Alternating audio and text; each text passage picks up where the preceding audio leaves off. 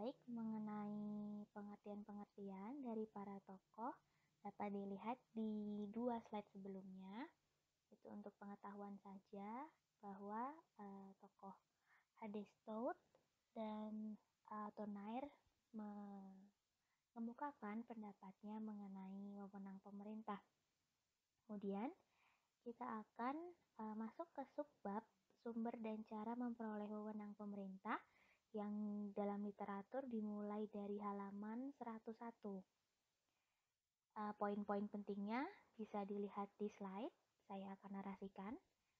Seiring dengan pilar utama negara hukum yaitu asas legalitas, jadi pilar utama negara hukum dan secara khususnya dalam kita mempelajari HAN adalah asas legalitas. Asas legalitas sudah dijelaskan di pertemuan sebelumnya. Maka berdasarkan prinsip itu tersirat bahwa wewenang pemerintahan berasal dari peraturan perundang-undangan. Artinya sumber wewenang bagi pemerintah adalah peraturan perundang-undangan. Secara teorinya yang memang menjadi porsi kalian, kewenangan yang bersumber dari peraturan perundang-undangan tersebut diperoleh melalui 3 cara, yaitu atribusi, delegasi, dan mandat. Oke. Indro Harto mengatakan bahwa pada atribusi terjadi pemberian wewenang pemerintahan yang baru oleh suatu ketentuan dalam peraturan perundang-undangan. Dalam proses tersebut dilahirkan atau diciptakan suatu wewenang yang baru.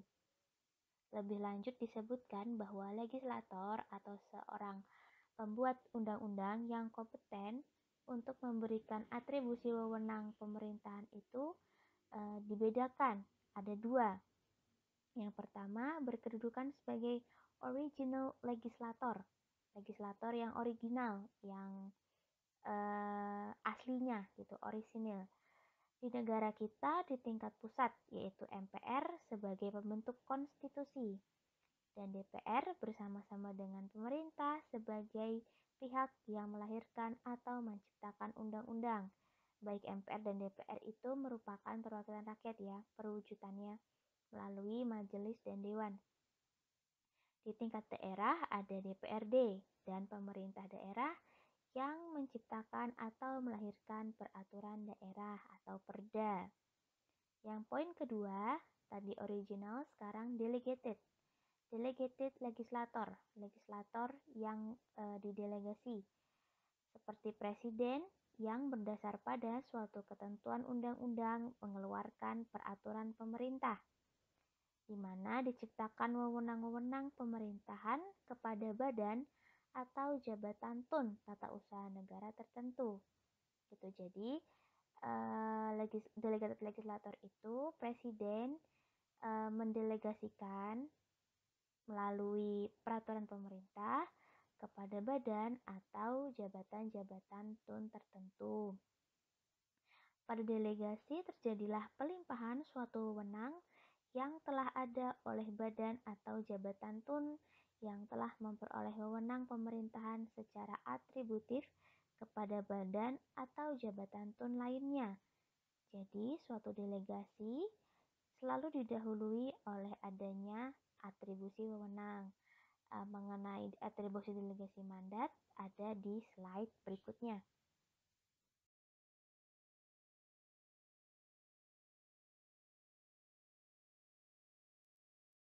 Baik, mengenai atribusi delegasi dan mandat pada pertemuan berikutnya di hari Rabu dan Kamis akan saya tambahkan di slide mengenai catatan dari saya, catatan saya semasa saya kuliah.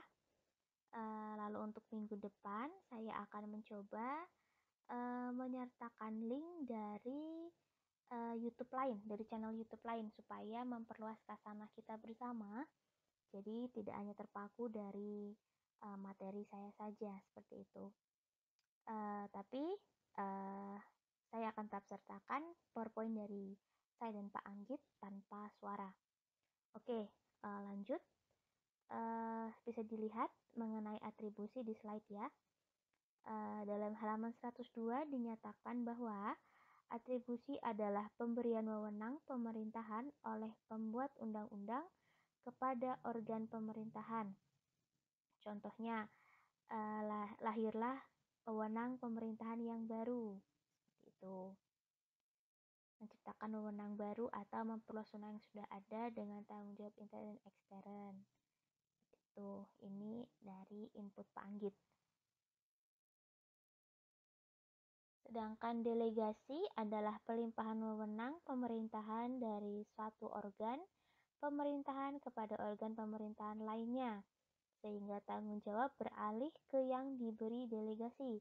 Contohnya, bupati memberikan delegasi kepada wakil bupati. Mandat terjadi ketika organ pemerintahan mengizinkan kewenangannya dijalankan oleh organ lain atas namanya. Tanggung jawab tetap penuh pada sang pemberi mandat. Terdapat perbedaan pendapat mengenai atribusi, delegasi, dan mandat. Tadi di slide sebelumnya itu dari H.D. van Wyk dan Willem Konienbelt. Sedangkan VAM Stroing dan J.G. Steinbeck itu menyebutkan bahwa hanya ada dua cara organ pemerintahan memperoleh wewenang, yaitu atribusi dan delegasi.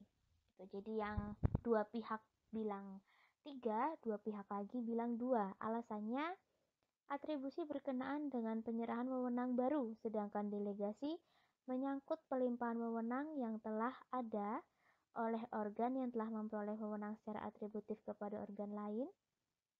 Jadi delegasi secara logis selalu didahului oleh atribusi. Dalam hal mandat dikemukakan sebagai berikut. Mandat tidak dibicarakan penyerahan wewenang, tidak pula pelimpahan wewenang. Dalam hal mandat tidak terjadi perubahan wewenang apapun, setidak-tidaknya dalam arti yuridis formal. Yang ada di dalam mandat itu hanyalah hubungan internal, sebagai contoh menteri dengan pegawai.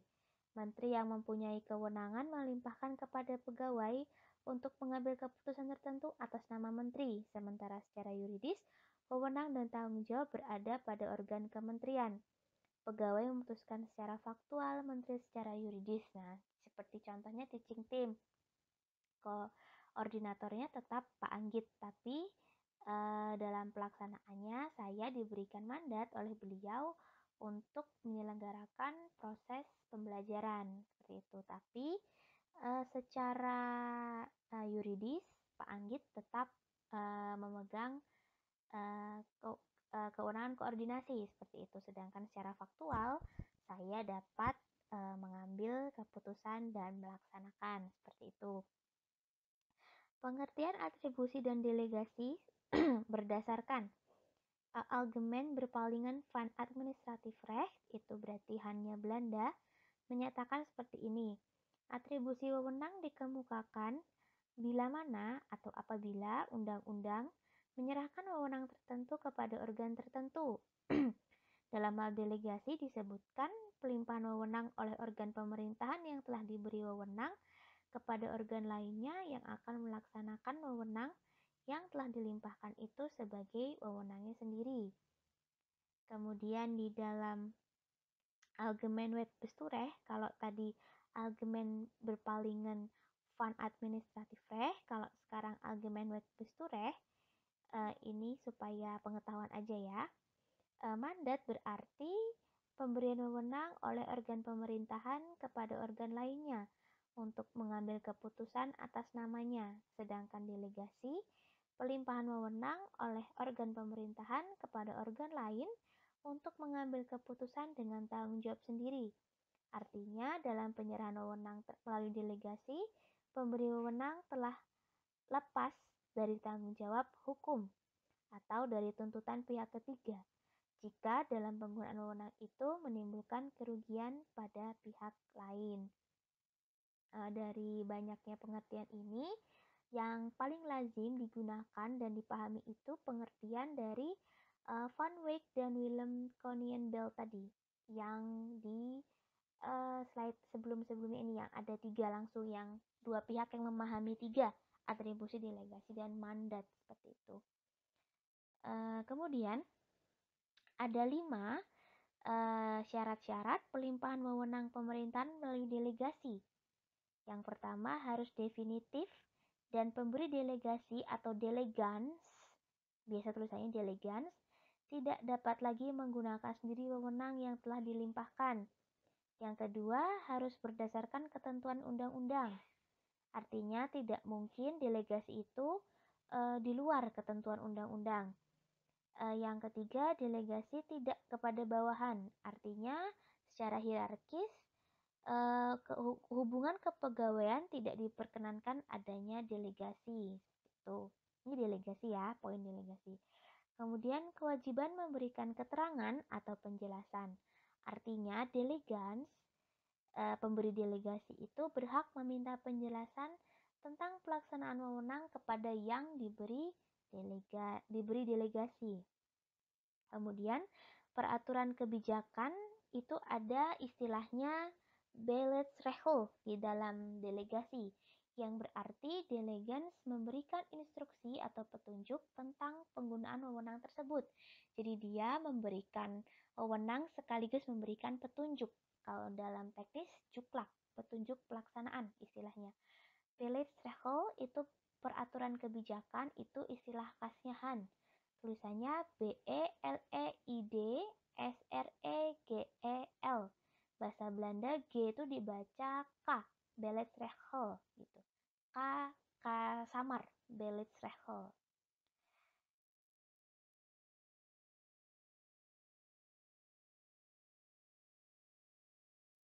Berdasarkan keterangan-keterangan yang telah saya narasikan, ini ada tambahan bahwa dalam kajian Han, mengetahui sumber dan cara memperoleh wewenang organ pemerintahan itu penting sebab berkenaan dengan pertanggungjawaban hukum dalam penggunaan wewenang tersebut. Seiring dengan salah satu prinsip negara hukum, tidak ada kewenangan tanpa pertanggungjawaban. Jadi, seluas-luasnya fresh air master nanti yang akan kita bahas itu tetap ada pertanggungjawabannya. Jadi kewenangan disertai dengan tanggung jawab. Kalau adik-adik pernah nonton Spider-Man, with great power comes great responsibility katanya. Dengan kekuatan, dengan kewenangan yang semakin besar, maka tanggung jawab yang dipikul juga semakin besar. Kemudian setiap pemberian kewenangan kepada pejabat pemerintahan tertentu tersirat di dalamnya pertanggungjawaban dari pejabat yang bersangkutan. Nah, ini juga berkaitan dengan jabatan. Semakin tinggi jabatan dalam pemerintahan maupun instansi, itu semakin tinggi pula tanggung jawabnya. Tampak bahwa wewenang yang diperoleh secara atribusi itu sifatnya asli dari undang-undang. Dengan kata lain, organ pemerintahan memperoleh kewenangan secara langsung dari redaksional pasal, dari bunyi pasal dalam suatu peraturan perundang-undangan. Dalam atribusi, penerima wewenang dapat menciptakan wewenang baru atau memperluas wewenang yang sudah ada dengan tanggung jawab intern dan ekstern pelaksanaan wewenang yang diatribusikan sepenuhnya kepada penerima wewenang. Penerima wewenang atribusi disebut dengan atributaris. Atributaris. Pada delegasi tidak ada penciptaan wewenang. Yang ada hanyalah pelimpahan wewenang dari pejabat yang satu kepada pejabat lainnya. Tanggung jawab yuridis tidak lagi berada pada pemberi delegasi atau delegans, tetapi beralih kepada penerima delegasi atau delegataris. Delegataris disambung. Sementara pada mandat, penerima mandat atau mandataris hanya bertindak untuk dan atas nama pemberi mandat atau mandans. Akan saya ulangi poin ini. Pada delegasi tidak ada penciptaan wewenang. Yang ada hanya pelimpahan wewenang dari pejabat yang satu kepada pejabat yang lainnya. Tanggung jawab yuridis tidak lagi berada pada delegans atau pemberi delegasi, tetapi beralih pada penerima delegasi atau delegataris. Pada mandat, penerima mandat atau mandataris hanya bertindak untuk dan atas nama pemberi mandat atau mandataris atau mandans. Maaf, pada mandat, penerima mandat atau mandataris hanya bertindak untuk dan atas nama pemberi mandat atau mandans.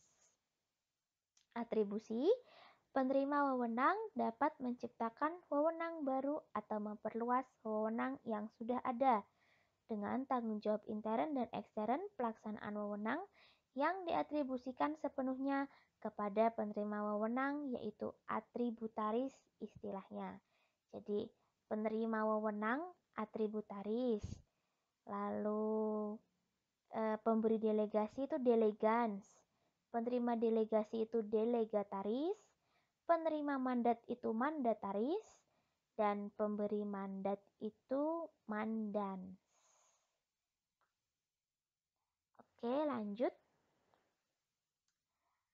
Tanggung jawab akhir keputusan yang diambil mandataris tetap berada pada mandans.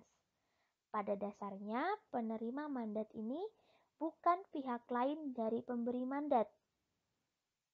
Untuk memahami, bisa dilihat pada tabel yang ada di slide. Ini merupakan sari dari Huisman.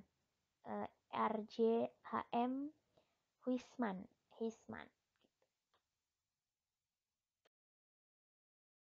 Philippus M. Hajon merangkum perbedaan yang tadi cukup panjang ke dalam tabel sebagai berikut yang ditampilkan di slide.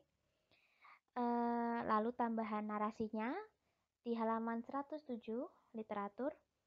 Dalam kepustakaan terdapat pembagian mengenai sifat wewenang pemerintah, yakni terikat, fakultatif, dan bebas, terutama dalam kaitannya dengan kewenangan pembuatan dan penerbitan keputusan-keputusan oleh organ pemerintahan, sehingga dikenal keputusan yang terikat dan bebas. Terikat itu binding istilahnya. Indro Harto menyatakan bahwa yang pertama, wewenang pemerintahan yang bersifat terikat terjadi apabila peraturan dasarnya menentukan kapan dan dalam keadaan bagaimana wewenang tersebut dapat digunakan, atau peraturan dasarnya sedikit banyak menentukan tentang isi dari keputusan yang harus diambil. Dengan kata lain, terjadi apabila peraturan dasar menentukan isi dari keputusan yang harus diambil secara rinci. Maka wewenang pemerintahan semacam itu merupakan wewenang yang terikat sesuai dengan isi peraturan yang telah ditetapkan. Yang kedua, fakultatif terjadi dalam hal badan atau pejabat tata usaha negara yang bersangkutan tidak wajib menerapkan wewenangnya atau sedikit banyak masih memiliki pilihan. Sekalipun pilihan itu hanya terdapat atau hanya dapat dilakukan dalam hal-hal atau keadaan-keadaan tertentu sebagaimana ditentukan dalam peraturan dasarnya. Ketiga, bebas. Tadi terikat, fakultatif, lalu bebas. Yakni ketika peraturan dasarnya memberikan kebebasan kepada badan atau pejabat TUN untuk menentukan sendiri mengenai isi dari keputusan yang akan dikeluarkannya, atau peraturan dasarnya memberikan ruang lingkup kebebasan kepada pejabat TUN yang bersangkutan. Philippus M. Hajon mengutip Spelt dan Tenberge. Oke, ini kemarin yang bikin tugas masih bingung ya. JBJM Tenberge namanya. JBJM Tenberge. Oke, next. Kalau adik-adik nggak tahu, bisa tanya ke saya. Kalau saya misalnya nggak jelas gitu audionya, atau bisa juga Google.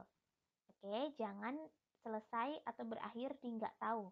Itu bukan jawaban seorang calon sarjana. gitu. Apalagi nanti sarjana, apalagi belajarnya hukum lagi, nggak boleh jawabnya nggak tahu. Oke, lanjut. Philippus M. Hajon mengutip Spelt dan Tenberge membagi kewenangan bebas ke dalam dua kategori, yaitu kebebasan kebijaksanaan dan kebebasan penilaian.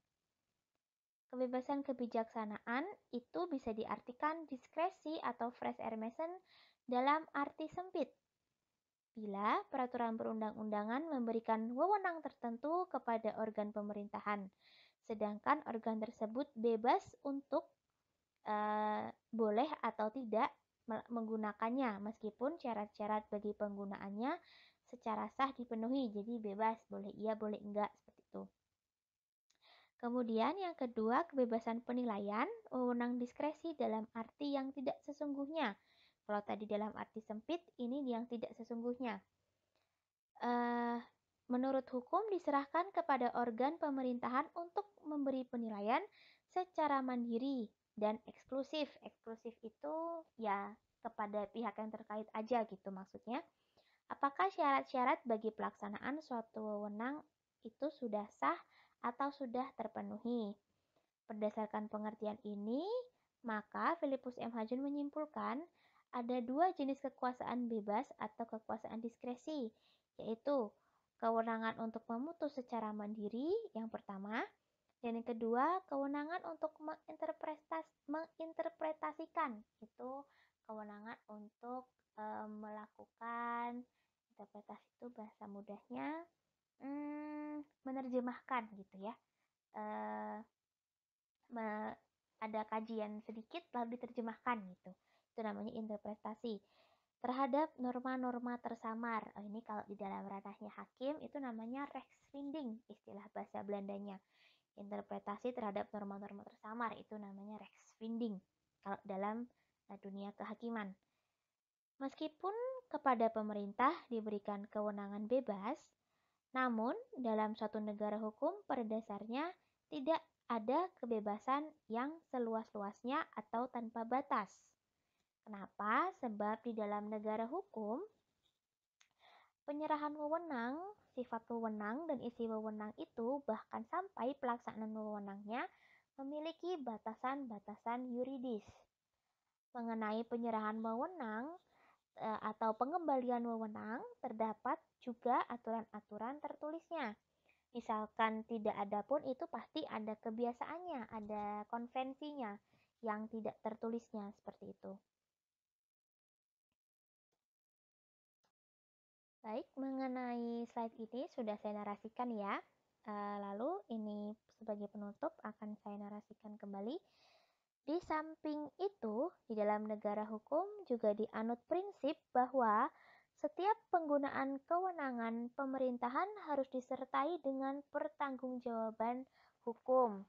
Jadi kalau biasanya utamanya ASN ya melakukan A sampai Z itu pasti mereka bikin LPJ itu sebagai bentuk pertanggungjawaban hukum. Nah itu juga ditiru oleh kita yang di instansi swasta bahkan sampai ke kalian ya. Kalau berorganisasi itu pasti sudah nggak asing dengan yang namanya LPJ.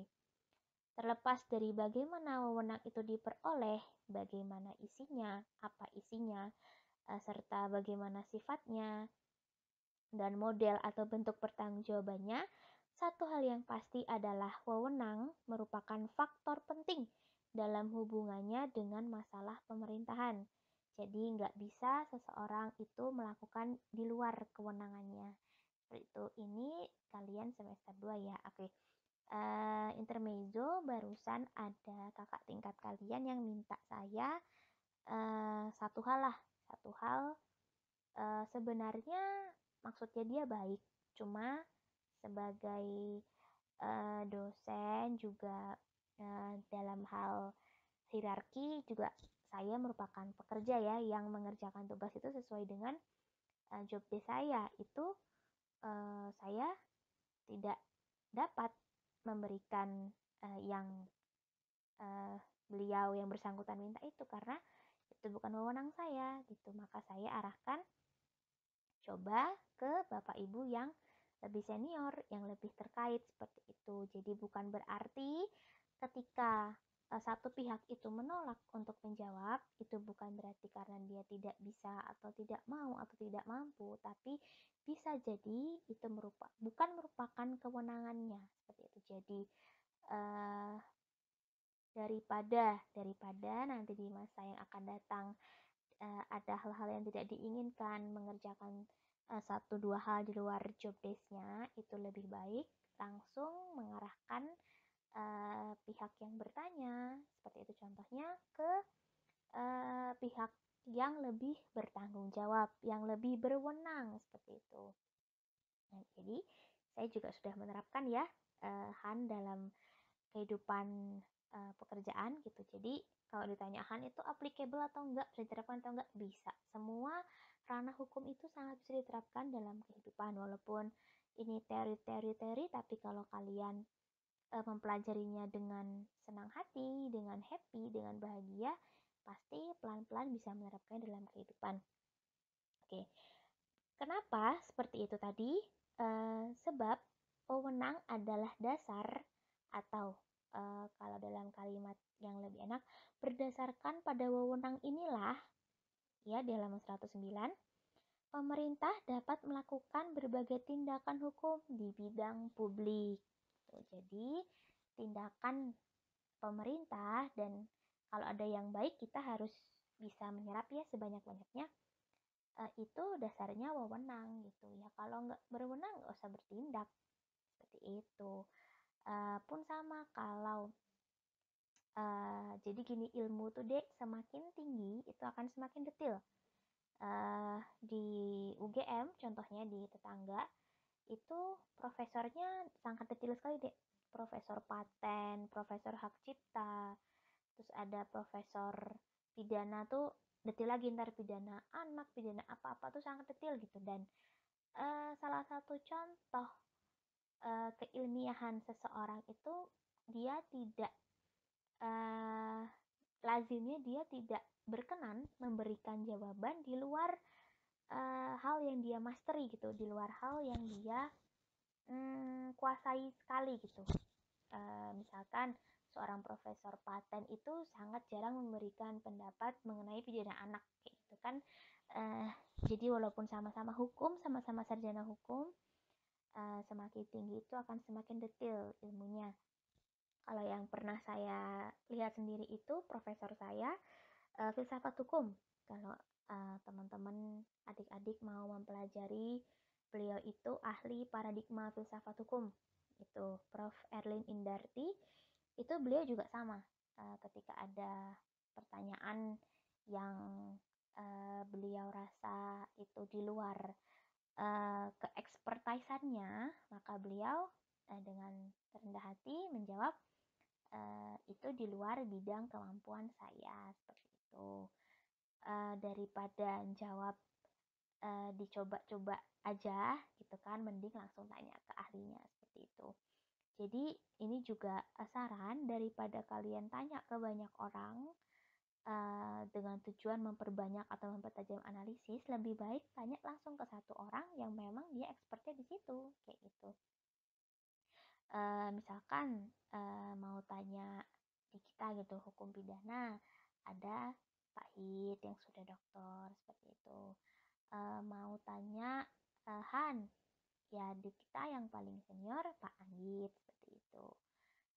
Oke, demikian kuliah pertemuan kali ini.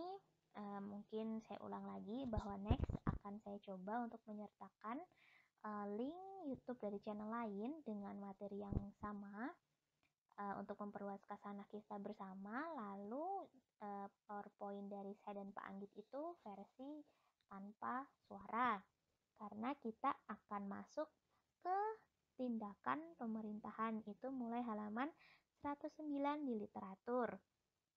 Oke, minggu depan bab 2 selesai. Lalu minggu depan akan saya kembali voice note di WhatsApp mengenai tugas selanjutnya. Demikian, selamat belajar dan selamat memahami materi.